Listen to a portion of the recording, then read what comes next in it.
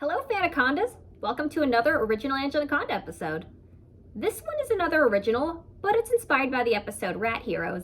It's called Observation at the Observatory. I still want to reboot Anaconda? This is my way of showing you how I do it. Here we go. Fade in. Exterior, Tapwater Springs Elementary, day. Anaconda jumps around excitedly as her class lines up and one at a time gets on the bus. She's the only one of her classmates dressed up, wearing an orange space jumpsuit. Today's the day I've been most looking forward to most of all. On account of today, we're going to the observatory. Astronaut Bob, my favorite of favorite celebrities, is going to be there, and I'm the only one who dressed up for it. Johnny Abadi, Gina Lash, and Gordy Reinhardt wave their hands out the back of the window. Angela, we're in the back. I'm coming, guys. Nanette Manoir shoves Angela out of the way. Hey, no cuts. Priority seating first, Anaconda. No cuts. Train Mal, which is French for too late. Plus, you look like a janitor. Well, it takes one to know one, Nanette Manoir. On account of you're trashy. Nanette raises her hand. Oh, Mrs. Briggs, Anaconda's being mean to me. Interior, bus, day. Angela, sitting at the front of the bus, uncomfortably close to Mrs. Brinks, whose giant frame pushes her against the side of the bus and blocks the aisle, the main means of escape. Nanette, sitting a few seats behind them on the other aisle, sticks her tongue out at her. Angela looks back at her friends playing with trading cards in the back. Mrs. Brinks preens her hair and makes suggestive eyes at the bus driver. He points to the rules, one of which says, no sexual harassment. Angela pulls out her Astronaut Bob action figure from one of the jumpsuit pockets and plays with it by moving it along the windowsill. Exterior, observatory, day. The bus parks in the parking lot. There's a horse in the spot next to it. Angela waits for her friends to exit. Gina gingerly descends. Gordy nervously holds on to the handrail with each step. Johnny jumps off the top step. Mrs. Brinks leads them inside. When we hear Astronaut Bob's presentation, I expect you all to be on your best behavior. There are stupid questions, don't ask them! Johnny raises his hand. What counts as a stupid question? You're old enough to know that by now. Use your common sense. This is a Christian Science museum, right? I said no stupid questions! Johnny scratches his head and then shrugs his shoulders. Angela holds on to her action figure. What question are you guys going to ask when we ask our questions, guys? I want to know what astronauts really eat up there, and if space affects the taste. I don't really have anything. I just want to look at all the rocks and see which one's the shiniest. I want to know if the moon really is made of cheese. Angela holds up the action figure. Well, I'm going to ask Astronaut Bob to sign my action figure. Right here. You want him to sign his butt? He doesn't have a lot of room for it back there. No, he's not going to sign his butt on account of he's signing right here. She points to the back of the spacesuit. So he's signing his butt. Hey, Angela, that guy's wearing the same thing you are. He points to a guy in an orange suit taking a drink from a water fountain. The guy stands up. It's Astronaut Bob! Angela widens her eyes and grips the action figure. It's Astronaut Bob! Guys, save my spot. I'm going to talk to him before the talk. She leaves the line, racing towards Astronaut Bob, flailing her action-figured arm. Astronaut Bob! She gets closer. Suddenly, she's pulled back by the arm of Mrs. Brinks. Miss Anaconda, get back in line! Astronaut Bob disappears inside the building. Oh. Interior, observatory, day. Gina admires the shiny rocks and minerals in their cases. Gordy, having a Ferris Bueller moment, stares at a wall depicting millions of stars and takes an existential puff of his inhaler. Angela and Johnny jump up and down in front of an earthquake seismic waves detector to mess with the needle charting out the movement of everybody around it. Oh, Angela! What does she want? Angela stops jumping. Nanette runs over to her with January and Carlene trailing behind. Anaconda, I saw Astronaut Bob in the cafeteria. I saw him buying a muffin. I saw him buying a hot dog. Well, Carlene saw wrong, plus she smells bad. No, January's wrong and she farts a lot. How do I know that you are truth tellers telling the truth? Bonne chance, which is French for do you want to miss it or not? Angela bolts. Interior, observatory cafeteria, continuous. Angela races inside, panting. Astronaut Bob! She sees Astronaut Bob. However, it's just a cardboard cutout. Nearby, Mrs. Brinks stands in front of some poor but at least age-appropriate cafeteria worker, holding a plate of spaghetti in front of him suggestively.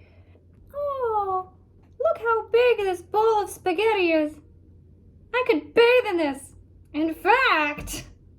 Mrs. Brinks, have you seen Astronaut Bob? Get out! Interior, Observatory, day. Nanette, January, and Carlene now jump around the seismic waves area. Oops, guess he must have just left. You're a dirty, lying liar.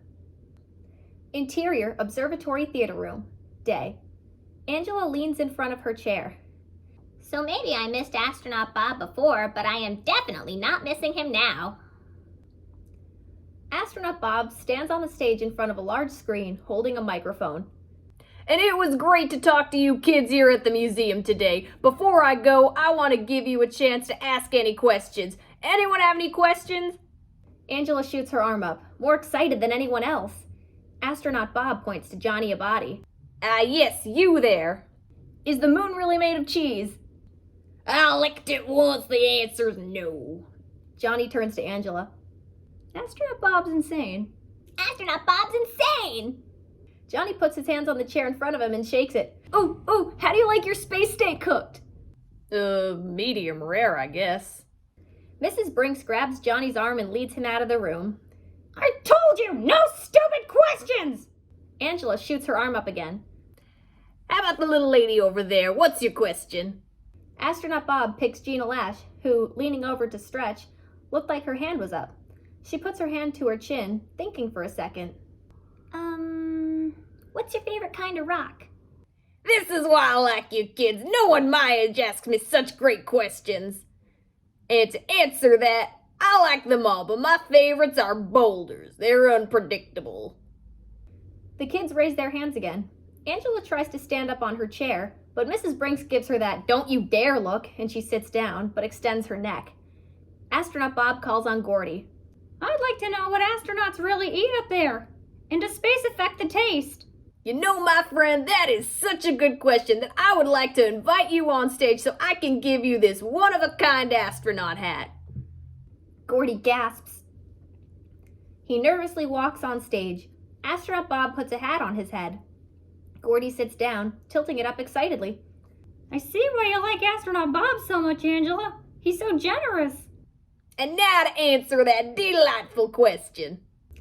Angela puts her head in her hand, leaning over. At this rate, I'll never get Astronaut Bob to sign my Astronaut Bob action figure. So essentially, we eat the same things just in a different way. And I think this is gonna be my final question, and... Angela raises her hand. He points. Yes, you there, the little lady over there. Oh, thank you, Astronaut Bob. I was wondering if you'd sign a picture for me. Angela's jaw drops in utter horror. Why, I'd be honored. Astronaut Bob, always ready for this, pulls out a glossy picture from his pocket. He puts it back and pulls out a non-signed one. He signs it. He hands it to her. Nanette walks back to her seat. Without looking at the picture, carelessly stuffs it in her bag. Li Yan, which is French for "I'm bored already." Angela winces in pain at the crumpled photo. And that's all the time I have, kids. You've been wonderful, but I've got to go because I got a meeting with NASA. You have 30 minutes to buy something at the gift shop before we head back to the bus. Angela stares at the door as the class files out. What if I never get to meet Astronaut Bob now? Fade 2. Interior, fantasy sequence, day. Angela, at a space station, stands next to a rocket. So Astronaut Bob left to go into outer space on account of it's his job, and I can't catch up. The rocket burns her with its flames as it takes off. Interior, fantasy sequence, Angela's living room, day. Angela sits at her family desktop. And my messages online get buried on account if he gets too many requests from weirdos. Angela sends a tweet asking for an autograph. It gets crushed by Twitter messages addressed to Astronaut Bob that say things like, "Debate me, you coward. Let me sniff your gym shorts. Wink. What's your real name, imposter?" etc. And I can't reach him when he speaks around the world. A globe with an orange flag featuring Angela's face pops up. Several flags with Astronaut Bob on it pop up, far, far away from her. Astronaut Bob may die before I get a chance to speak to him. Interior, fantasy sequence funeral, night. Angela crouches over a rocket-shaped grave. And then if I never get to talk to him while he's alive, I'll have to try and talk to him when he's dead. Interior, fantasy sequence psychic lounge, night. Amidst a plush purple room full of stars and moons, Angela pulls out a Ouija board with her friends around a long table. The Ouija board does nothing. Angela immediately removes it and replaces it with a crystal ball. But since he wasn't answering the phone, I'll have to do a reverse exorcism. If Josephine Praline doesn't ruin it. Josephine Praline jumps on the table, shatters the crystal ball, and breaks up their hands. No! Interior, observatory theater room, day. Dang it, Josephine! What have I done? Exterior, observatory, day. Angela, dejected, sulks at the end of the line to the bus. Astronaut Bob walks out and takes the reins of his parked horse. Angela, seizing her opportunity, runs over to him. Astronaut Bob! Miss Anaconda, get back here! He turns around. Well, hello again. I hope you enjoyed your day at the museum. Astronaut Bob! Will you sign my action figure? I wanted to ask you earlier, but I didn't on account of I didn't get called on, and I wanted to get called on account of you're my favorite celebrity in the whole world, Astronaut Bob. Whoa, slow down. I'm touched. That's the nicest thing anyone could say to me. Of course I'll sign it. He takes the action figure and signs it. Angela looks up at it, runs her hand over to make sure it's real. Angela looks up at Astronaut Bob with the most wholesome, precious smile in the whole world. Mrs. Brinks cuts the moment short by coming out and grabbing Angela by the arm. Young lady, I have had it with your misbehavior today. Expect to stay in from recess every day for the rest of the week. Angela smiles regardless.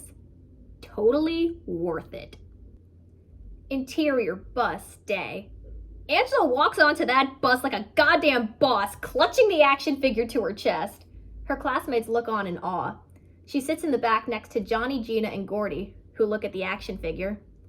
Nanette pouts at Angela's happiness and takes the now crumpled picture she got out of her backpack.